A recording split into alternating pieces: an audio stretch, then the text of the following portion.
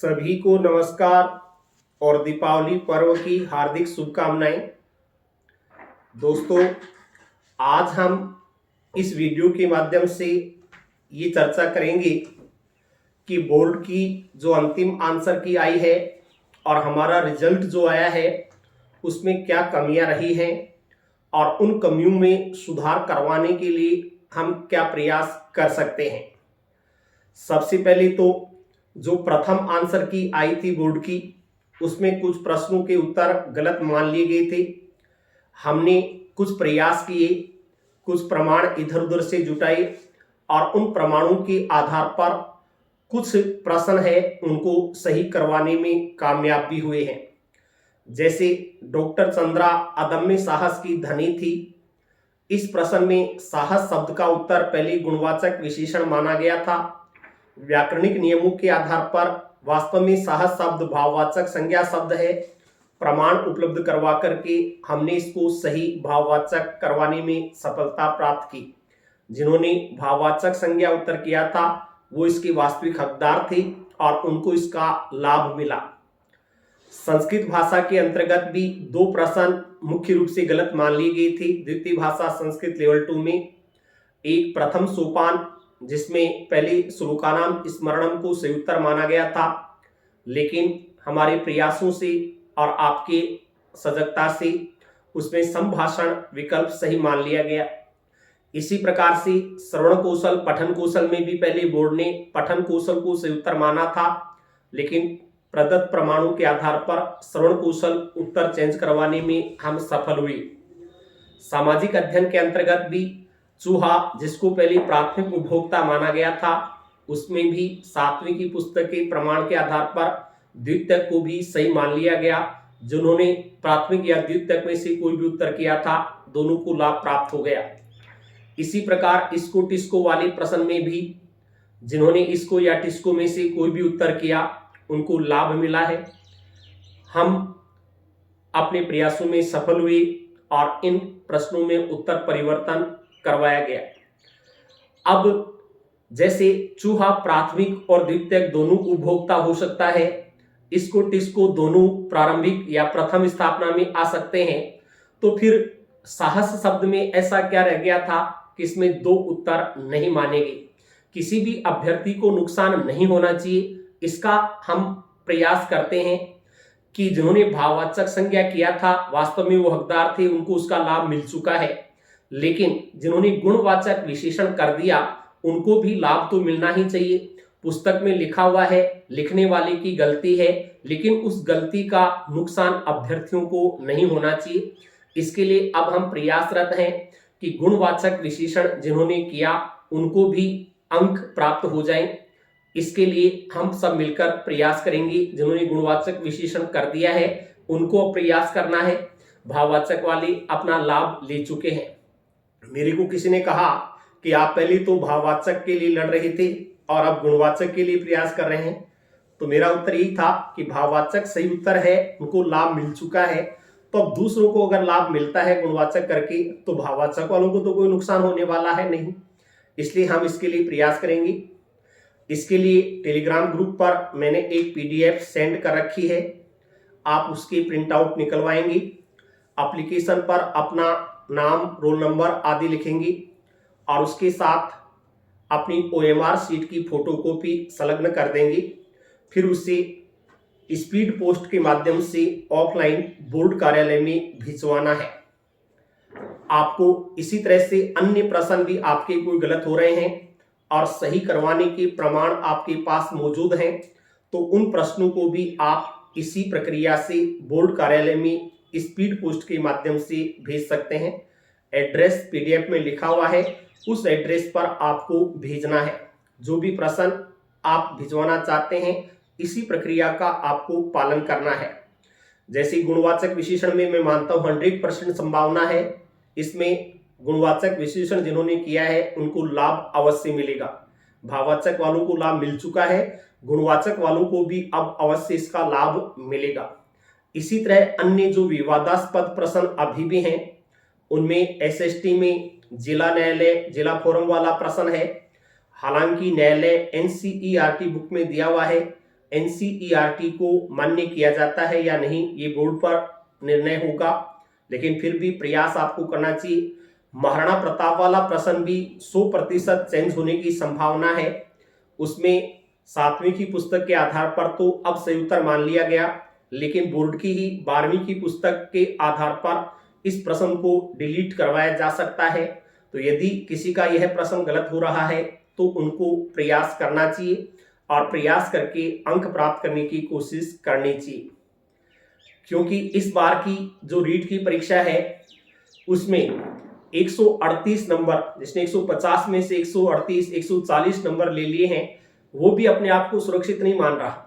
वो भी फोन करके बार बार पूछता है क्या मेरा नंबर तो आ जाएगा। तो आप देख सकते हैं कहां तक ये प्रतिस्पर्धा बढ़ गई है।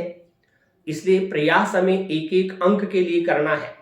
बोर्ड में आपत्ति भिजवाना ही अंतिम समाधान नहीं है। ये जो आपत्ति वाला है इसमें बोर्ड ने अभी तक अधिकृत रूप से कोई आपत्ति नहीं मांगी है। किसी अभ्यर्थी ने कोई मैसेज किया था, उसका एक ऑटो जनरेट मैसेज उसके पास में आया है और उस ऑटो जनरेट मैसेज के माध्यम से या उसको आधार बना करके ही हम ये आपत्ति ऑफलाइन भिजवाना चाह रहे हैं। मुझे लगता नहीं ये आपत्तियां स्वीकार हो जाएंगी।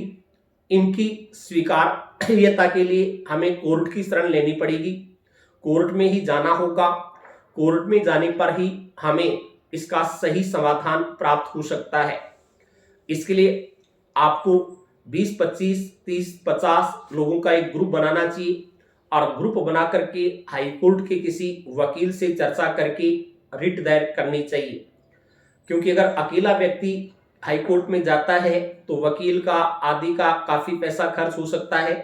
इसलिए आप समूह बनाकर जाएंगे तो पैसा आपस में डिवाइड हो जाएगा, खर्चा कम आएगा।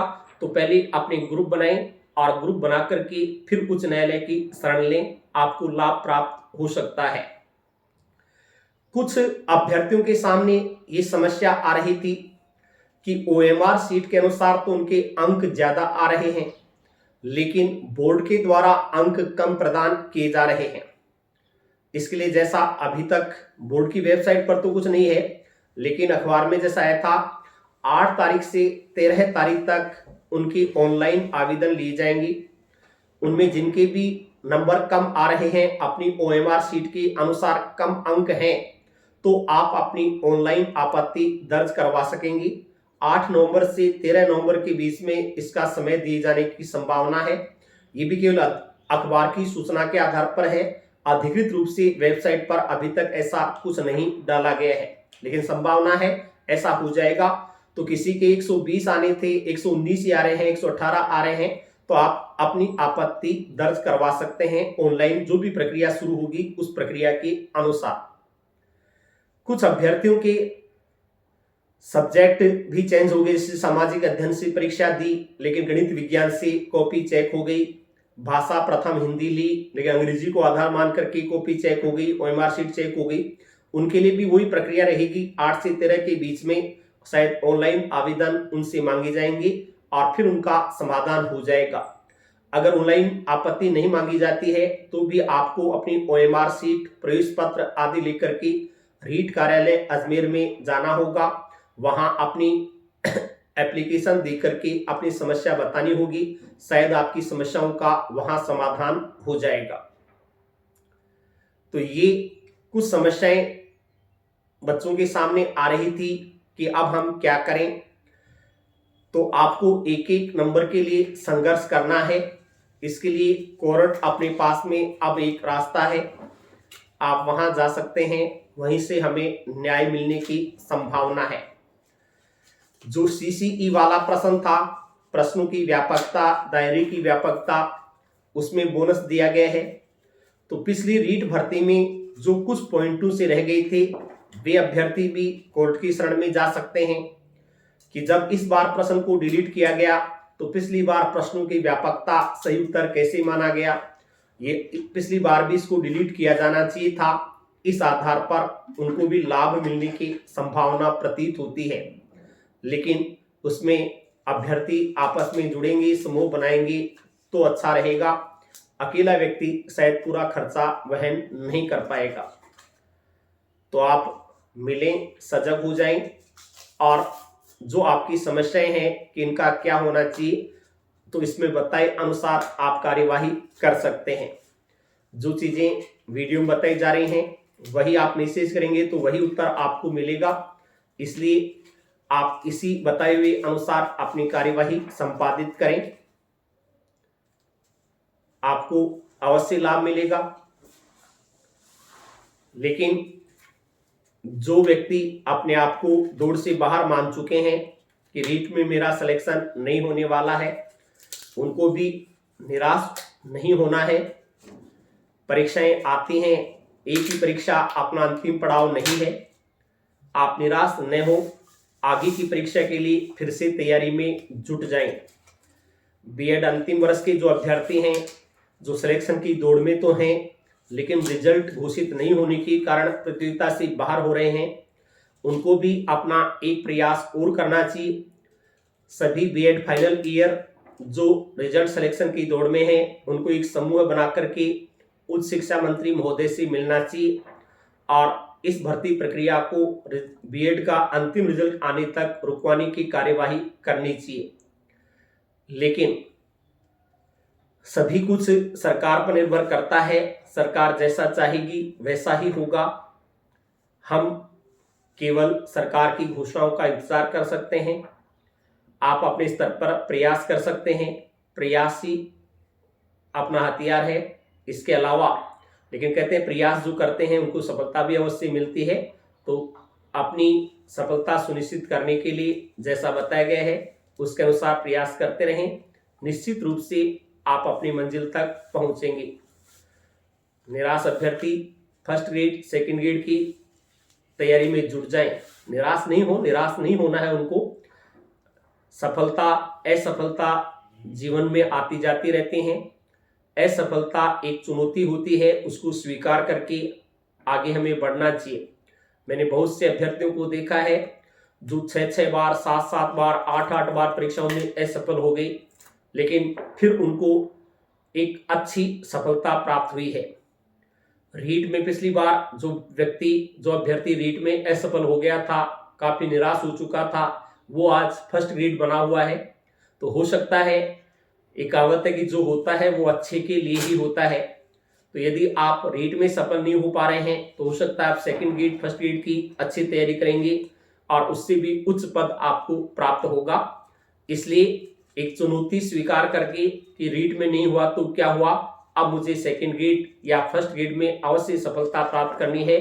एक टारगेट अपना सुनिश्चित कर लें और उस टारगेट के अनुसार तैयारी में जुट जाएं, निश्चित रूप से आपको सफलता मिलेगी।